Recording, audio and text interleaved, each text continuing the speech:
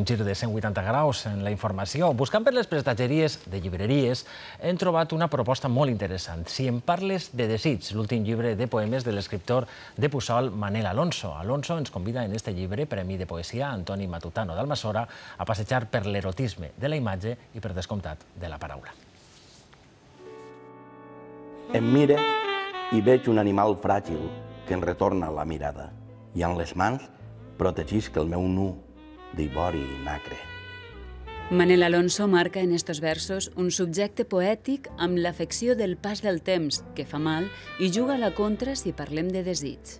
El record d'un encontre em perleja de luxúria al pit. Pacient, invoca un cos que em prenga, que m'arrossegue, que em posseïsca.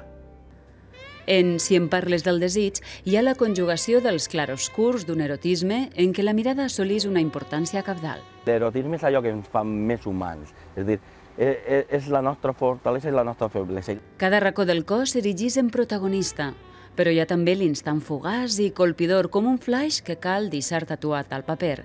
És el que trobem en la segona part del poemari, on un conjunt de poemes curts arredonissen el lirisme del llibre.